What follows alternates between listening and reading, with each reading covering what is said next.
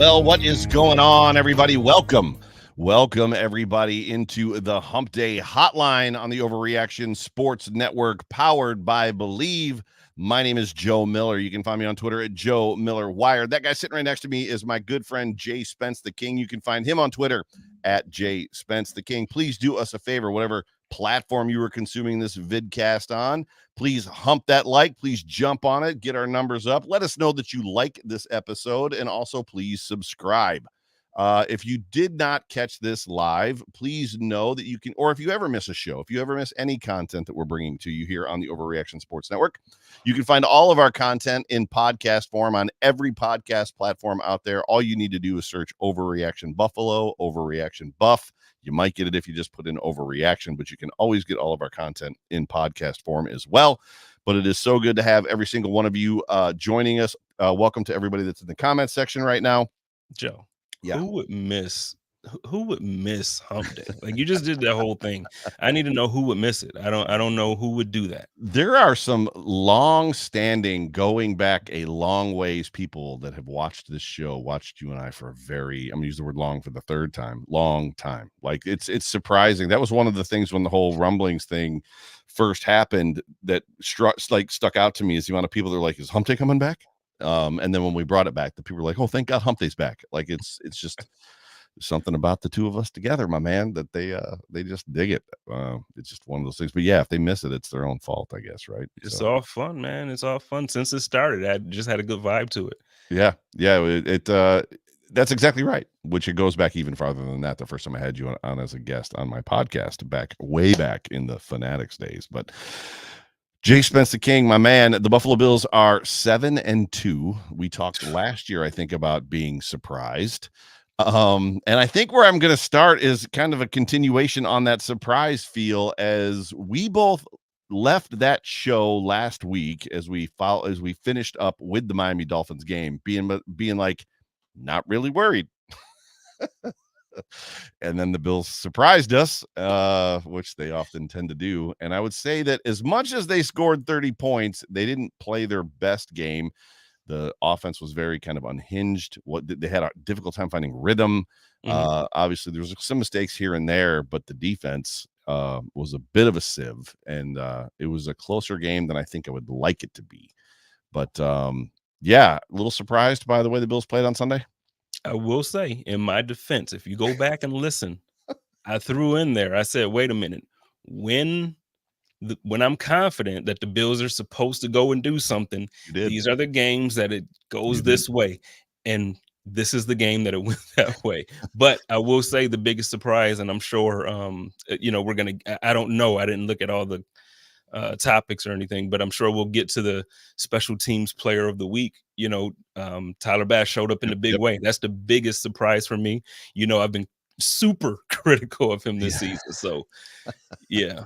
You and I were texting about that somewhat immediately. I went through the whole game experience, and I know Sarah's in the comments section, and she was at the game as well. So on the Aftermath, which is, for those of you that don't know, is a show that I do on generally Monday mornings after the game. But if the game's on a Thursday, it'd be a Friday morning, or if it's on a Monday, it'd be a Tuesday morning. But it's just effectively the old Joe Overreaction show.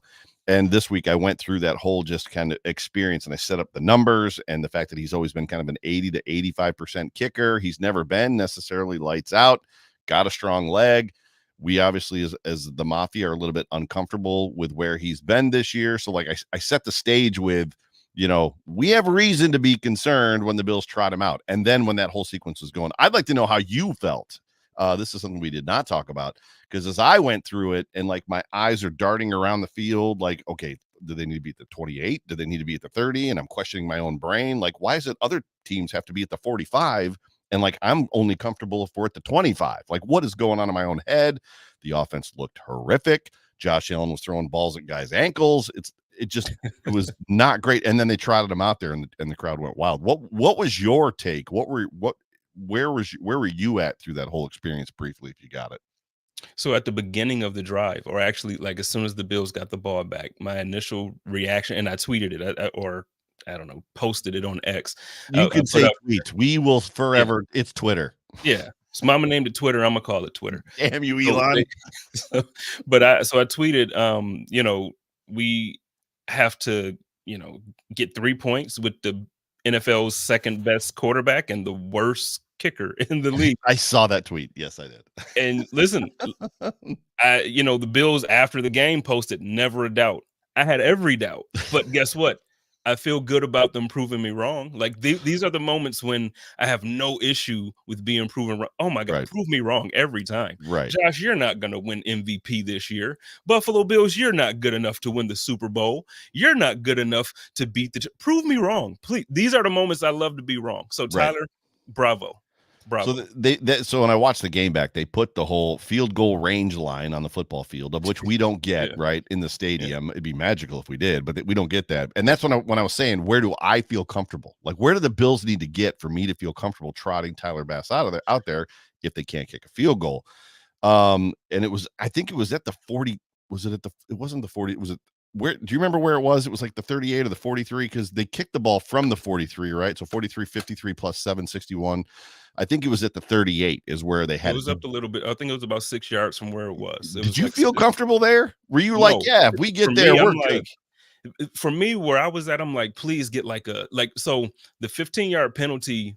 In my mind, I wanted like interference. I know it wasn't interference, but I'm like, oh my God, we need to be relief when that flag came. It was like, yes, we're gonna win this game. Like I hated seeing it. It was an absolute terrible play from Jordan. Where I was hated sitting, I couldn't seeing see that it. from Jordan. It was a trash play from Jordan. I hated seeing it. Yeah. But outside of, but I was happy to see the flag. It was like, oh my God.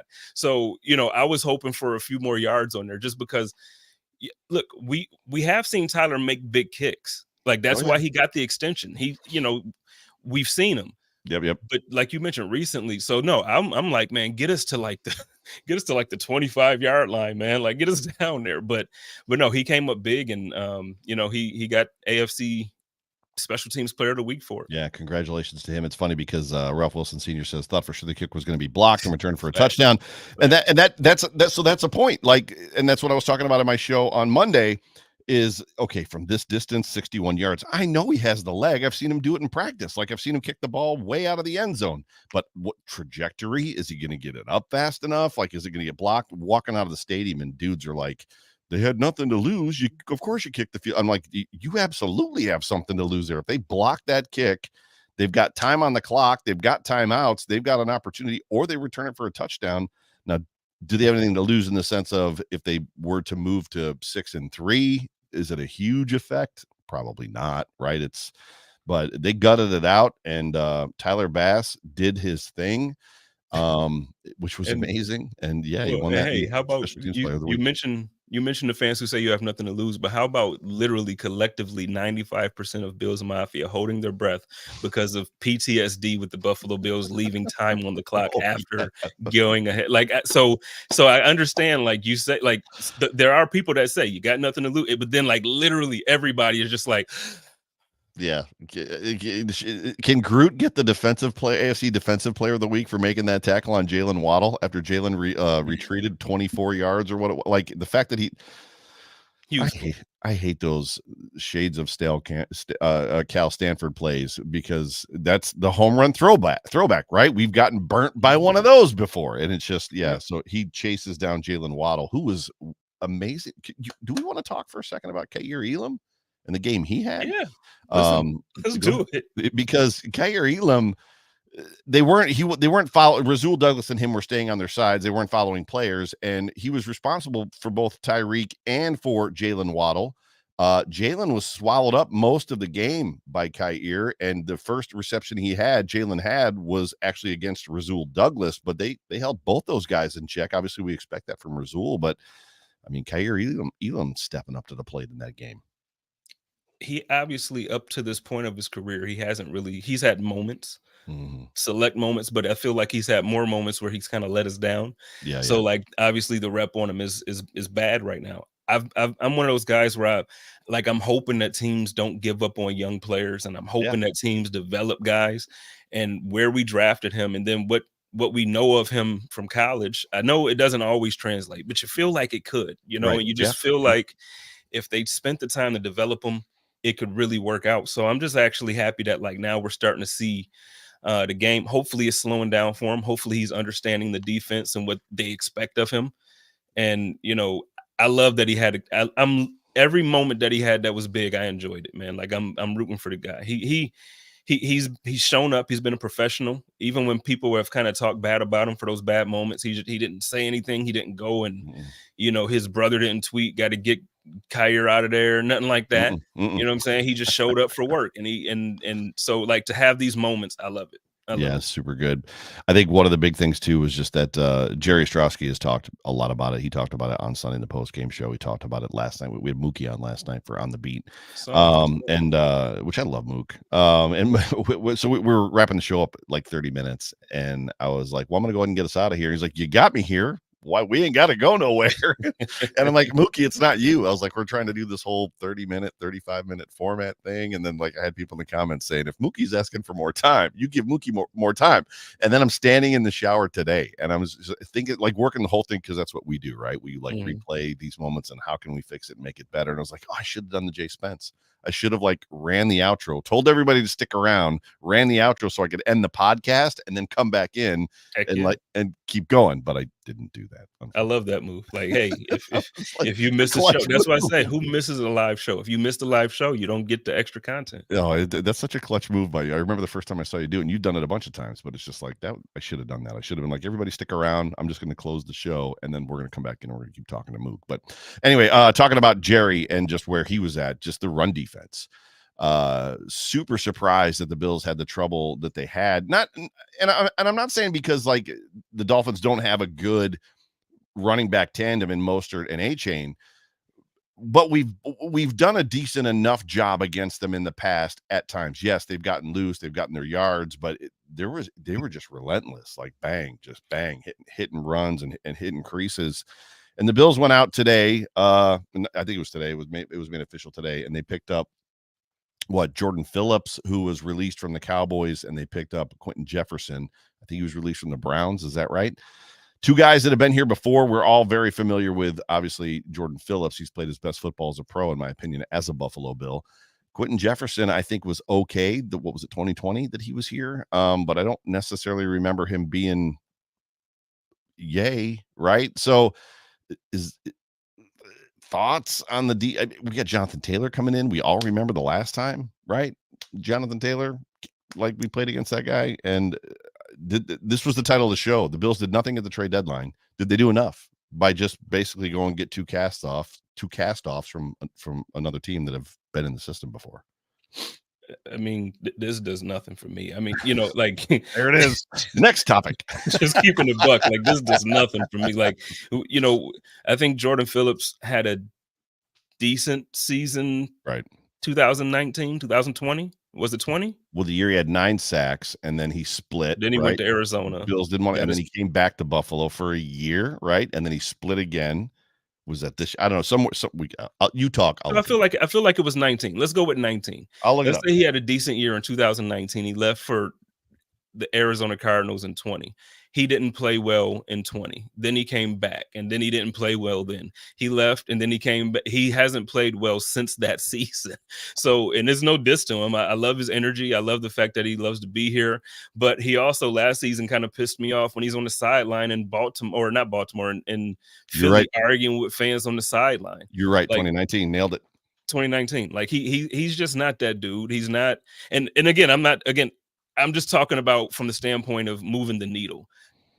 Who he is as a guy, I don't know. But him on the football field, he just doesn't fix the issue of the run defense. And I've had some people actually kind of challenge me on that. What are your thoughts on the run? Because to me, I know you mentioned Jonathan Taylor, but look, A-Chain has abused us twice. Yep. The first half of the Tennessee game, before we kind of started to take that lead, Pollard looked like he could have ran through us, for a minute there. Yep. The Seahawks didn't run. Thankfully, they didn't run. But then we saw what Henry did. So my fear is just like when you go up against a team with a good run game, it looks like, we just can't hold ourselves. What's your feeling on it? And then same question about the moves that we made. Do you think this moves the needle? I can start there. That doesn't move the needle for me at all, right? So their bodies. I mean, and Coach talked about it today in his presser that we're going to find out. They haven't played much. We're going to find out if they're in shape. Are they ready to go? Where are they at health wise? So I'm not even sure that there's, and I know that he says that about everybody. That kind of, he said the same thing about Amari Cooper, right? He was non-committal with Amari Cooper when Amari came in. As it pertains to the defense, I made a comment in our Discord channel during the game. I was like, I feel like the Bills defense is just on cruise control. And Jerry kind of took exception to it because he didn't understand what I was saying. He's like, no, this is who they are. This is how they play defense. And I was like, yeah, that's what I mean. Like, I literally, the Bills come out and we know what they do, generally speaking, in the first drive of every game. They let the team punch them. So it doesn't mean they're gonna let them score a touchdown, but they let them come down the field to kind of get a feel for, okay, that's what you're gonna do. We did all the studying, we game planned for this or that, whatever. Now you've shown us what you're gonna do. And then it's usually a progression through the first half of like figuring that out. And then by the second half, if they've adjusted properly, and I'm going somewhere with this, then they usually snuff them out, right? So that's what we've seen not only with Bobby Babich, but like even before that, that's who traditionally this defense has been, except for the times when they don't have an answer. The Jonathan Taylor game, the Derrick Henry stuff. Like there's times that this defense has no answer, and they're like, we're just going to put the defense out there and hope for the best, right?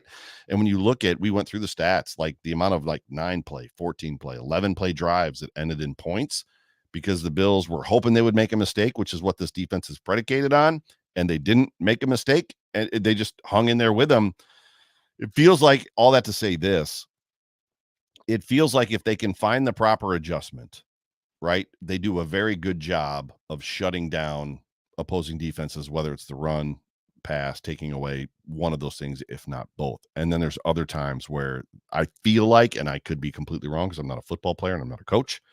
Jerry'd probably be mad at me if I said this, but it seems like other times they're like, we don't know.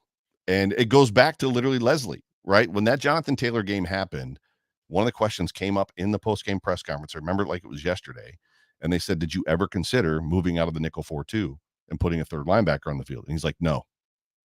Okay.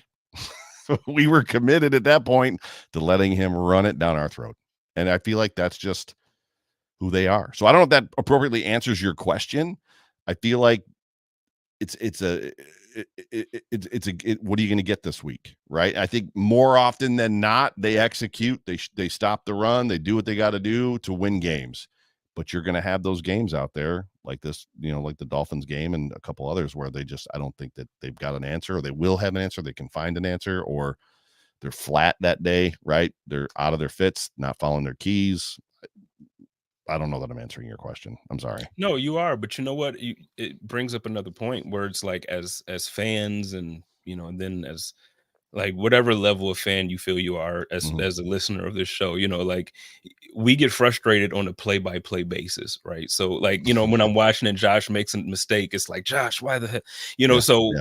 We show our frustrations literally play-by-play. Yeah. The team cares about wins at the end of the day. Yep. So on one hand, we do look at it and we show our frustrations, but you're right. They're the type of team that they want to bend but don't break. They want to let you kind of do your thing in between the 20s, and they've always been like that. They've all, like, since Sean McDermott has got here, it's like, okay, we can let them do what they want to do in between the 20s, but once they get down in this red zone, they're not doing anything. And that's been, I mean, I'm looking at while you were speaking, I'm looking at the season. And they held 1, 2, 3, 4, 5 teams to 10 points this year. So on 7 wins, you held 5 teams to 10 points. And I get frustrated about the run defense, and I get frustrated about the safety play, and I get frustrated about certain things. And it's like, oh, Milano's out. But then you go and you look at it, and we're 7-2 in 5 of those games. We won holding the other team to 10 points, and it's like, what the hell am I complaining for? Yeah, literally, Bills Mafia, if you watch other football games, you watch a game and said team, whatever it is, rips off a 6-yard run, you're like, oh, nice run. If a team does that against the Bills, it's, what is going on? I'm ripping everything down, I'm running through the wall. 100%. But and I think that's what the message that Jerry's been trying to get across to people the last couple weeks specifically is that's who this defense is. They're going to give up chunk plays. It's just hard to watch it happen. You know what I mean? Like, it's just because we're so prone to, we're just so prone to it. But the Buffalo Bills also released Mike Edwards. I don't know where you're at on that. We talked with Mookie about it last night. It's just very bizarre to me. It's very, I said bizarre to me, to Mookie, because there's not I don't know that there's a space that I can live in where you're going to tell me that DeMar Hamlin is better than Mike Edwards. That's all I'm saying. right? That's all I'm So, saying. and Mookie felt like playing Mike Edwards, and that was the clip that came out today on social media, that playing Mike Edwards over DeMar Hamlin would stunt his growth. And then the conversation turned into, well, what if Micah comes back? Does that stunt DeMar Hamlin's growth? And Jerry and Mookie were both like, no, not at all. And I'm like, okay, then I guess I'm just confused. But I think I'm we're super probably, confused. yeah. And then he actually has signed with the Titans. He signed with the Titans today, or Oh, looks to be signing with the Titans. So he's not going back to Kansas City, which he'll get playing time, which at the end of the day, I can respect that. That's probably what he wanted. It wasn't a situation wanting to go back to the whatchamacallit, to the Chiefs necessarily. But Sean McDermott, man, a lot of that fire Sean McDermott chatter has kind of gone away at 7-2. Yeah. yeah, yeah. And I'm one of the guys that I try to conduct the train on that, and I'm one of the loudest guys screaming, "Let's get rid of this guy." But like I just mentioned a minute ago, man, we're 7-2. 5 of those games we held the other team to 10 points. Our offense is scoring more than 20 points basically every single game. I think Yes. the only game that I think our lowest scoring output was against the Texans, that at 23 or Yep. 20 points. Yep.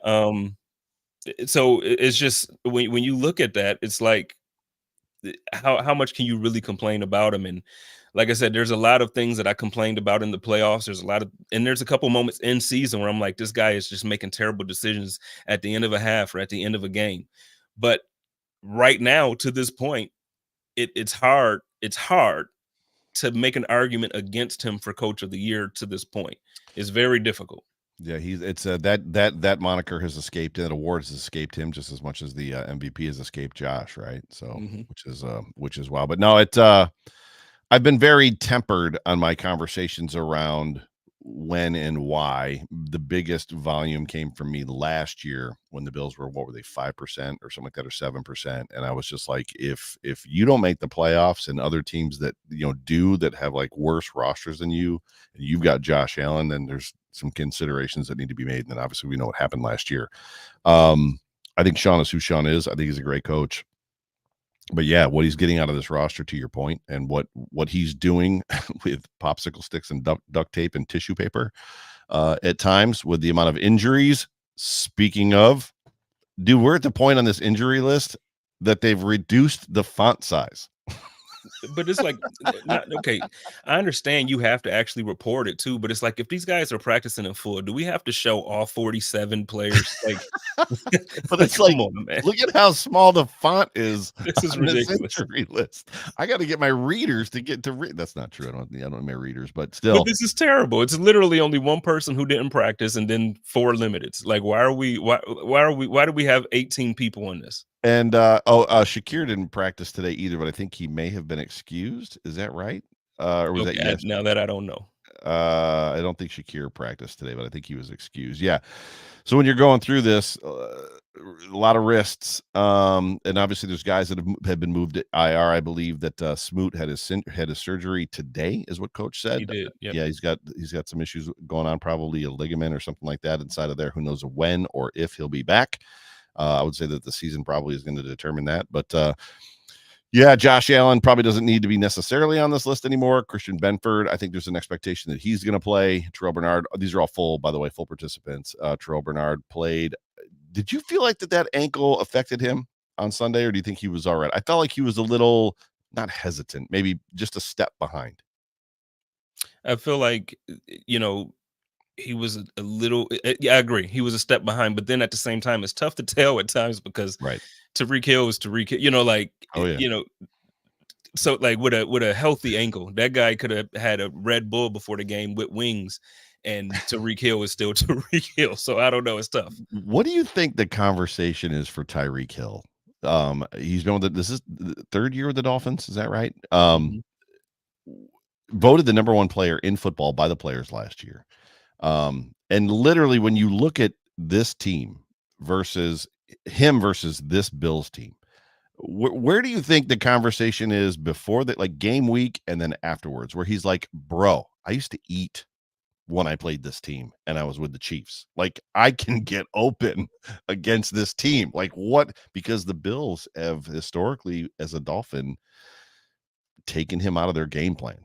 Yeah. Um, probably a very similar conversation to us and Curtis Samuel. Like, why can't you find the $8 million wide receiver on your football team, right? So, getting back to this, sorry, I sidebar ADD moment.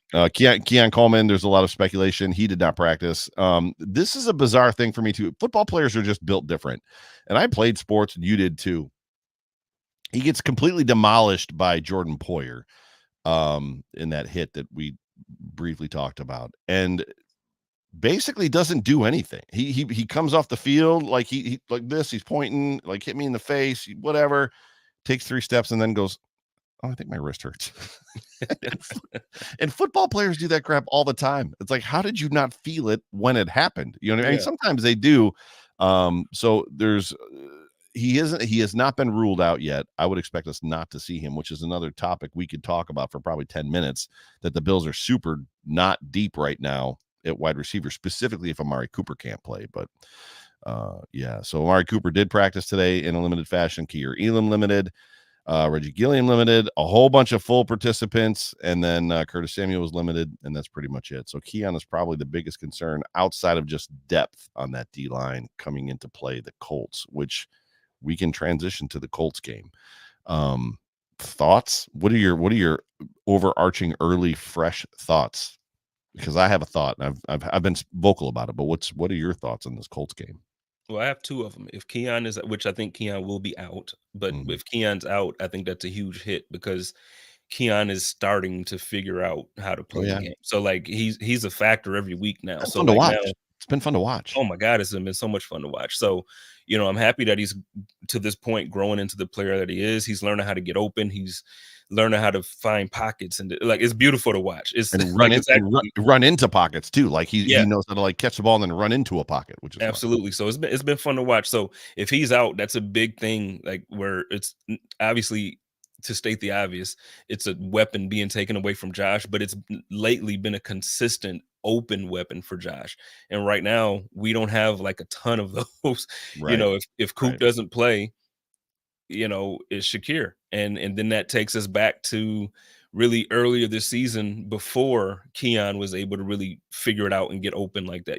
Earlier in the season, he didn't have the same success. Right. So it'll look a lot like the team before the trade if Coop doesn't play. So hopefully we do have Coop play. And I think, you know, I haven't looked at the numbers.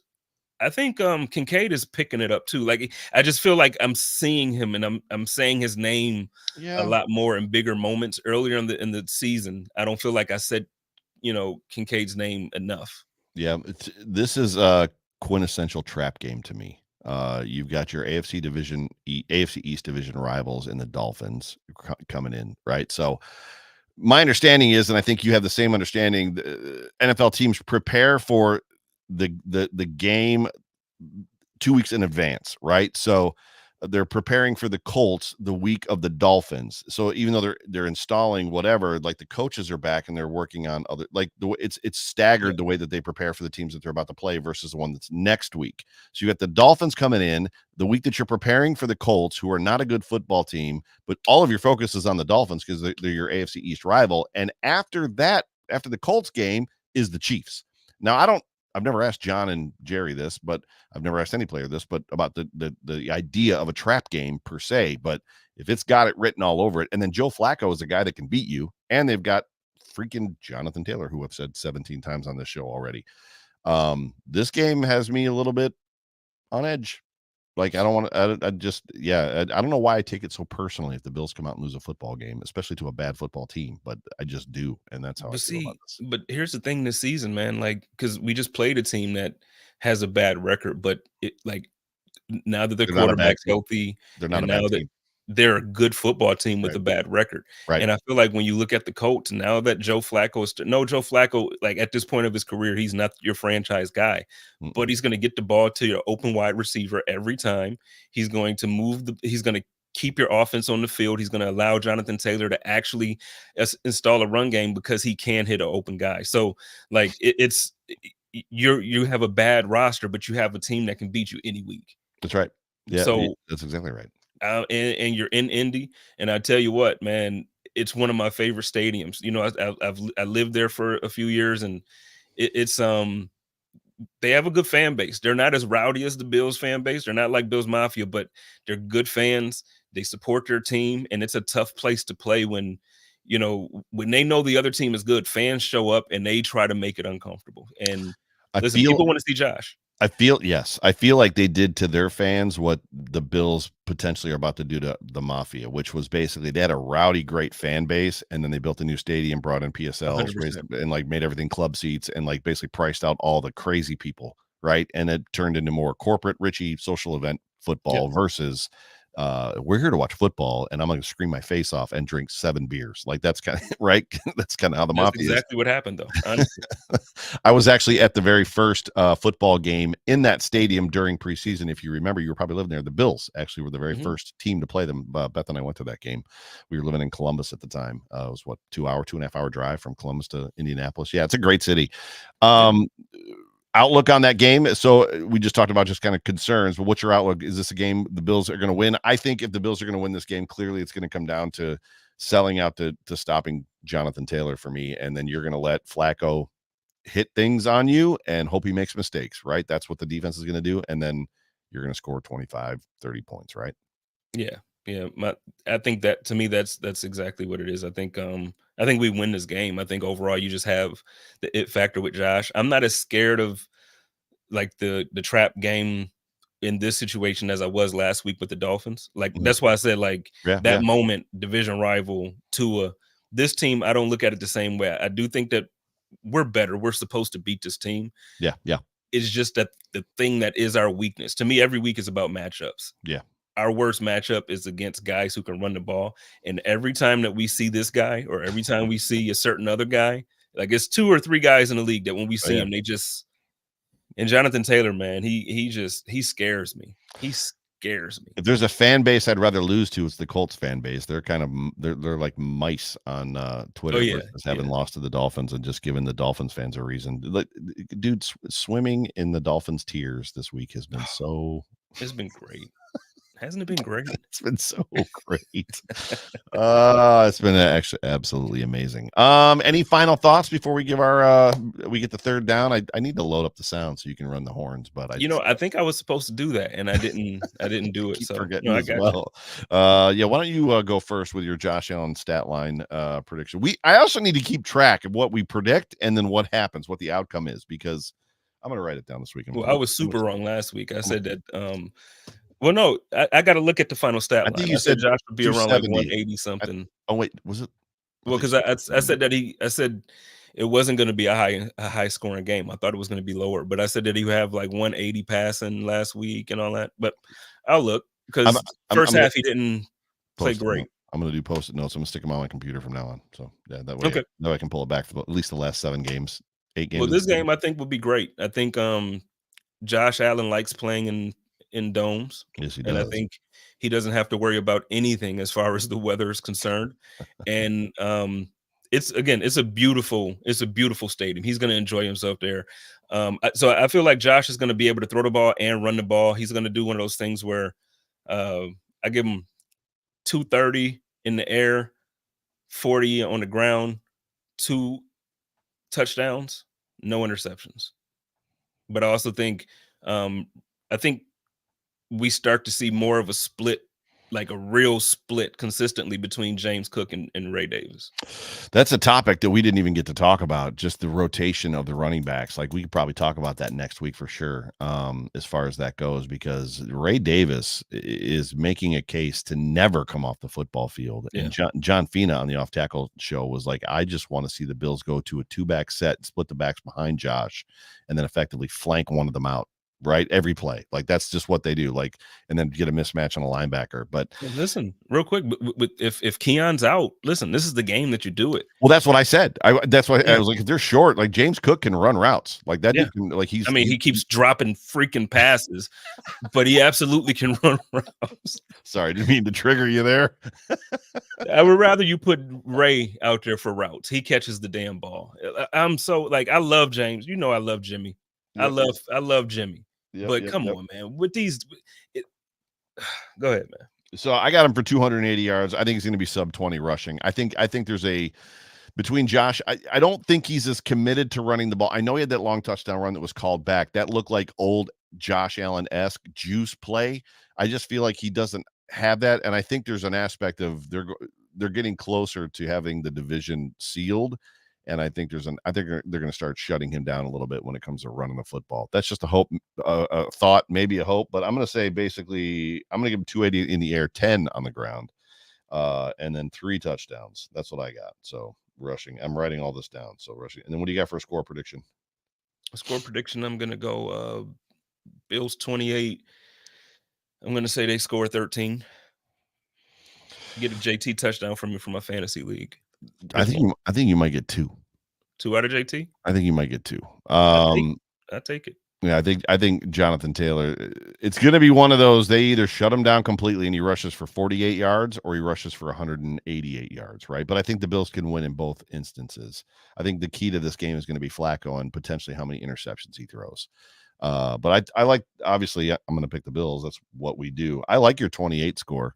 I'm going to match it. I'm going to say 28, but I'm going to go 28-24. Oh, you give him more points. See, I just, well, yeah, okay. Go ahead. No, because I could see JT having a game, you know what I mean? But I think that they have some good wide receivers, some good young wide receivers, but they just don't skip. Like, we just got done playing Jalen Waddle and Tyreek Hill, and I just don't. And then again, out of the 7 wins, 5 of those games we held teams to 10 points, and I just don't see this team being one of the teams that come out and say, you know what? No, I know you held whatever team to 10, but we're going to come out and drop 24. I just don't see it. I feel like the Buffalo Bills have shown us enough at times to be like, there's times when they just trot the defense out there, and then there's times when they're actively game planning to shut somebody down. I think this is one of those games where they feel, or they will feel defensively, we're good enough to beat you. Mm-hmm.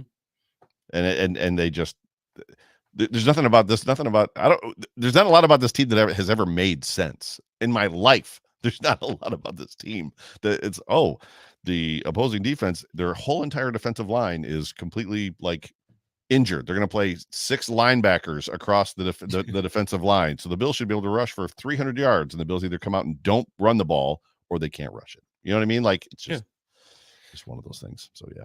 But no, you're right. But then what scares me about that is those games when we don't kind of sell out, or like when you can tell the ones where the energy is there or not. Yeah. Yep. The games when it's not, and we feel like we're better. To me, those are the games when like the dumb injuries happen too. Oh yeah. So I would rather them really find a reason to be motivated about something. And for me, I know it's a different roster. Like, you don't have the vets on this team anymore, but like, man, watch the film from when they came to Orchard Park and JT just abused everybody. Like, when he sunned y'all, like he sunned the logo on the helmet. Like, be embarrassed by that. I'm not going to watch that game back. I was furious after that football game. But dude, Isaiah McKenzie fumbled the damn kickoff return by tripping. Nobody touched him. Nobody touched him. With that, I'm going to get us out of here. Yeah. Ladies and gentlemen, you have been tuned into the Hump Day Hotline on the Overreaction Sports Network, powered by Believe. My name is Joe Miller. That over there is Jay Spence the King. You can find us and all of our content on a whole bunch of different socials. Do us a favor. Please hump that like. Please subscribe. Get our metrics up and all that stuff. Are you going live tonight? Chop up tonight? No chop up tonight. Next week we will be back for sure. But yeah. So obviously we were supposed to have Jeremy on. Oh. Things changed. Jeremy's not having a good time with Buffalo right now. The Poyer family ain't happy with Buffalo or Miami right now. But yeah, no, not very happy. And then we don't talk about code of conduct enough. So why don't you tell everybody about that, where they can find it? Well, I don't talk about it enough because this season I haven't been as consistent doing it. Gotcha. Next week I do plan on. The thing is, I've actually recorded it for the last 3 weeks. I just haven't uploaded it, and I don't know why. I'll be honest with you. I've actually recorded it. I had a special guest last week. I had I have like 3 in the bag, and I just didn't upload it. But next week, I think I for sure will be back because we have a very big game coming up after this one. So I want to make sure that all my content's there. So I'll be sure to blast it next week. But Perfect. There's nothing to find right now. Perfect. Ladies and gentlemen, thank you guys so much for joining us. The Buffalo Bills, 7-2 Buffalo Bills, AFC East leading, about to clinch Buffalo Bills very early in the season, heading into Indianapolis. Enjoy the game. We'll be back at you, next week on Wednesday. And tomorrow, Thursday, is Jerry Ostrowski, the Big O Show, your preview show for that football game. And then If the Walls Could Talk in Buffalo. And then we'll have a post-game show for you on Sunday. But for me, for Jay Spence the King, for John, for Jerry, for all of us here at Overreaction, we love you guys. Appreciate you tuning in. Go Bills. Go Bills. Go Bills.